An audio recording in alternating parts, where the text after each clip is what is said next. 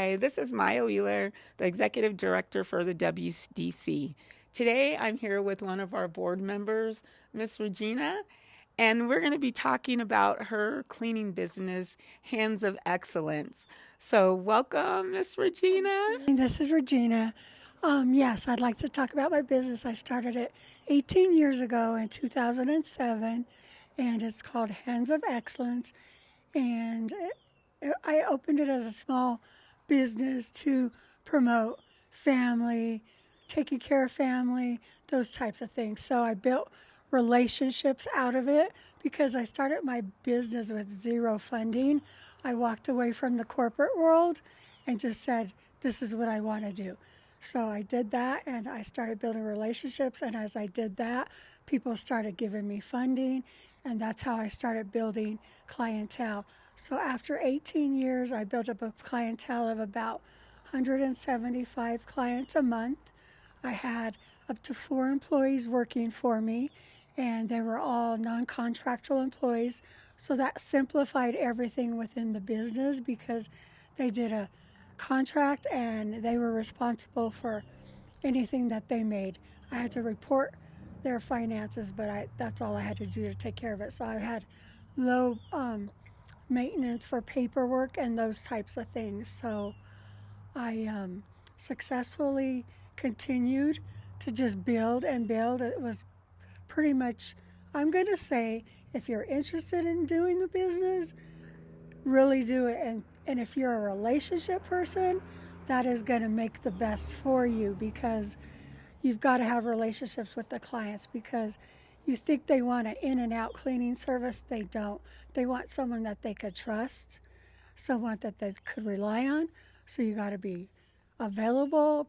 When you say you're going to be there, you be there. You make your scheduling, and people really thrive off of that, like your commitment level and your honesty. So that's what really helps my business be very successful and with minimal cost because then a lot of clients like their own cleaning supplies, so they would have their cleaning supplies. And if they had pets or they thought you had clients that had pets, they furnished their own mops, their own brooms, their own vacuums. So that helps you maintain a lot. But you should always have that stuff available to you, and it doesn't take a lot of product to do it. So, or a lot of paperwork. So that's where I stand on relationships and the financial piece of it. It's very simple. So, thank you about sharing that story with us and your journey. Along the way, have you ever ran into any obstacles or challenges that you might want to share? Sure. Yes. So the obstacle I came across is mostly employees. It's hard because they're a contract employee, so therefore some of them wouldn't take it serious that it's a job to do. So then they'd call in sick or just not show up, and there's no repercussions for that because you can't put them on probation.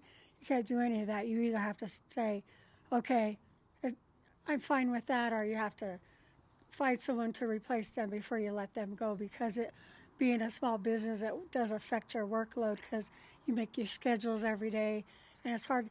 The hardest part for me is like running background checks on people and then trying to grab a new person right away and having to get that background check done because I made sure I always did that on all of my employees so that my clients knew who was coming in their house was safe. So that was one of the biggest obstacles is trying to make sure my manpower was up to par how they should be, and then understanding that I ran a good business. I played them well hourly, and even if they were contract, I was still a business, so they had to be respectful of that. And then the other pieces were you just had to be on guard all the time. Like I feel like as far as doing a walkthrough of the house, like, it's a challenge to if you have experienced cleaners, but people like their house a certain way, or even you like things a certain way. I had to look at how does this person work versus how I work, so I had to adjust my thinking versus their thinking. Like I would have did it this way, and they do it that way. So you had to, as an owner and manager, you have to adjust your thinking to kind of think like, how would your employee think, or how would they do it? So those were my biggest adjustments in managing my business. But I was able to do that, and the biggest thing, I leaned on my tribe of people, and even family and great friends. Like, referrals were huge for me. Like, can you refer somebody to me that you know, that maybe I don't know? Or I utilized a lot of that too. So that really helped make my business successful. So, is there anything that you would suggest for someone wanting to start a cleaning business? Yes, if you're wanting to start a cleaning service, I think that most importantly, it's the desire of your heart, because mine was, when I went into a home, I looked at it and I was like, this is what they need, not what. And I would tell the client, or not like talk down to them or anything, I would share with them, this is what I think you need from us, because I want it, their money that they're paying, to be profitable. I just didn't want to come in and do a quick cleaning.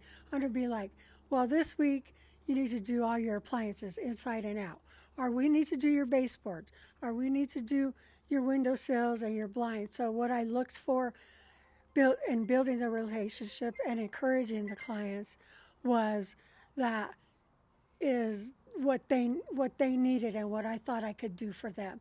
So that's how you have to look at it to start a business. If you have that eye for detail, and that it's the desire of your heart to go in and change, because all of my clients said we added value to their life.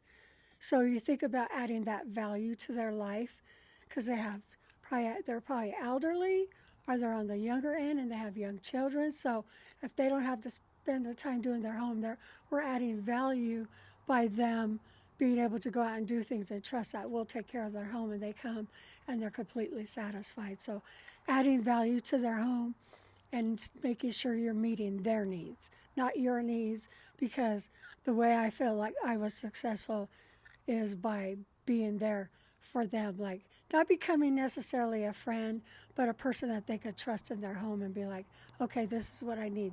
So that's how I did it. Thank you.